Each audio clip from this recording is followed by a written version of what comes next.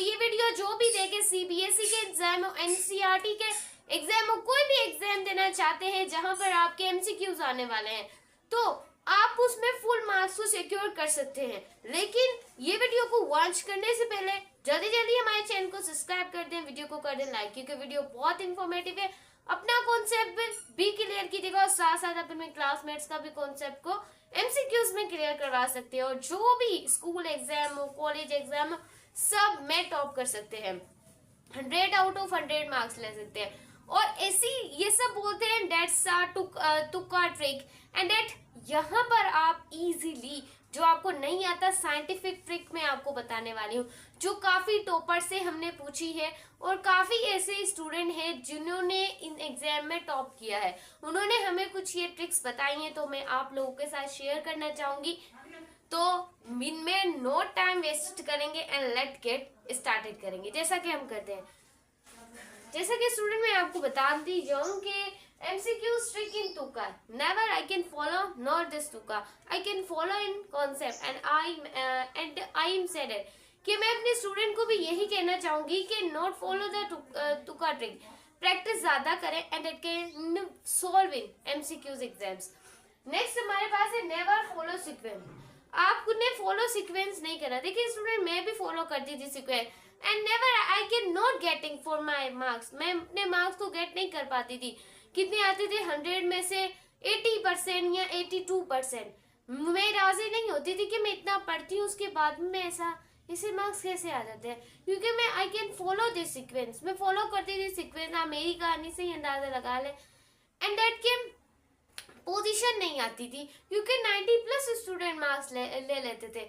Next मैंने फिर मतलब कि मैंने जब फॉलो किया टेट, जब मेरे रह जाते थे 18-19 MCQs, तब सर मेरी कॉपी छीनने आ जाती थी। तो मैं मतलब कि काफी ज्यादा मतलब कि हो जाती डीमोटिवेट कि मैं जल्दी जल्दी MCQs पे गलत ऑप्शन पे टिक लग जाते थे। लेकिन जैसे ही मैंने फॉलो किया, मैंने फॉलो नहीं किया सीक्वेंस, तो मैंने 100 स्कोर में से 100 स्कोर किया एंड सबकी आंखें खुल गई, भाई ये कैसा हुआ। तो ऐसे ही आप फॉलो नहीं करेंगे सीक्वेंस पे, मेरी एग्जांपल आप ले सकते हैं।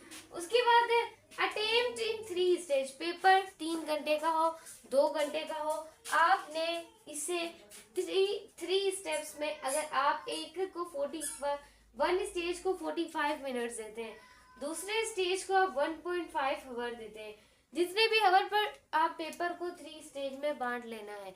क्लियर? मैं आप लोगों के लिए वीडियो नहीं बना पा रही थी क्योंकि मतलब कि मुझे काफी ज्यादा फीवर था, इस वजह से अब मैं आप लोगों के लिए ऐसी बहुत अच्छी ट्रिक लेकर आई हूँ। जो भी कोई भी कंट्री के स्टूडेंट देख रहे हैं तो शेयर लाजमी वीडियो को कीजिएगा और अपना कॉन्सेप्ट क्लियर कीजिएगा। Eliminate option.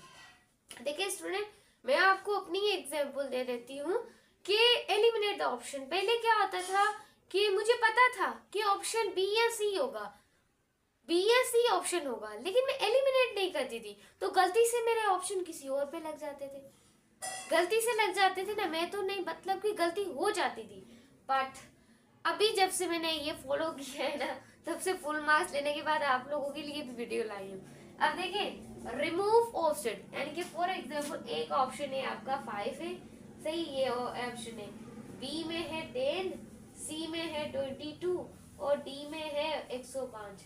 अब यहाँ पर देखें, सिमिलर ऑप्शन में से आपका ये होगा आपका, ये तो भाई है ही गलत, ये हो ही नहीं सकता, ये हो ही नहीं सकता।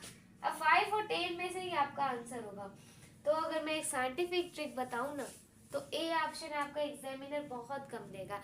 इसके चांसेस होंगे कि ये 30%, लेकिन ये जो बी ऑप्शन है ना, इसके 70% चांसेस होते हैं कि स्टूडेंट ये आपका। तो अगर आपको नहीं पेपर समझ आता तो बी पे टिक लगा दे। क्लियर हुआ student? All of the above and none. अगर आपके MCQ स्टेज में all of the above and none आपको कुछ समझ नहीं आ रहा, तो साइंटिस्ट ने कहा है, टॉपर से पूछा है, हर ट्रिक्स, हर किसी से नोट मतलब इंफॉर्मेशन इकट्ठी करने के बाद उन्होंने हमें ये बताया कि 95% यही ऑप्शन होता है। क्लियर? उसके बाद है मोस्ट प्रोबेबल ऑप्शन।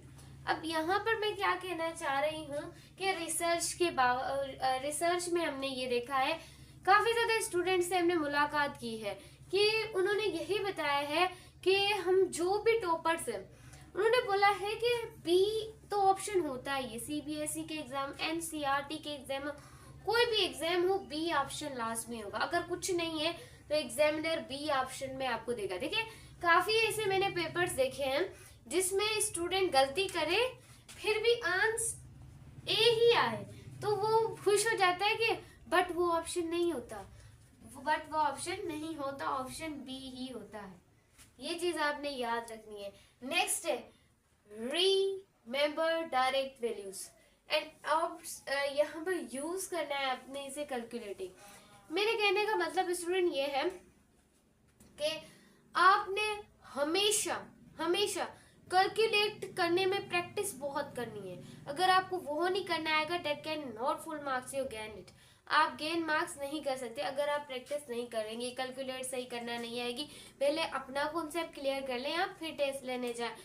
क्योंकि स्टूडेंट मैं आपको एक ये 6वां study smart and practice as you much you can, अगर स्टूडेंट आपकी प्रैक्टिस नहीं होगी तो आप मतलब कि मैंने काफी स्टूडेंट देखे हैं जिन्हों की प्रैक्टिस नहीं होती और वो कहते हैं कि हम ये कर लेंगे, लेकिन आपका ब्रेन जो है ना, एक बार अगर वो चीज आपने पढ़ी होगी, सुनी होगी, की होगी, प्रैक्टिस की होगी तो वो चीज कर लेंगे। लेकिन 95 स्टूडेंट्स ने यही कहा है कि प्रैक्टिस जब नहीं होती तो वो ऑप्शन हमेशा स्टूडेंट गलत कर कर आता है, हमेशा गलत कर कर आता है। क्योंकि अगर आपने ब्रेन ने एक बार वो ऑप्शन देख लिया हो तो आपका ब्रेन वो सही कहेगा, अगर आपने एक बार भी ना देखा हो तो आप गलत। तो प्रैक्टिस लाजमी है। क्लियर? वीडियो अच्छी लगे वीडियो को लाइक कीजिएगा, चैनल को सब्सक्राइब कीजिएगा। मिलते हैं इस वीडियो के साथ, तब तक के लिए अल्लाह हाफिज।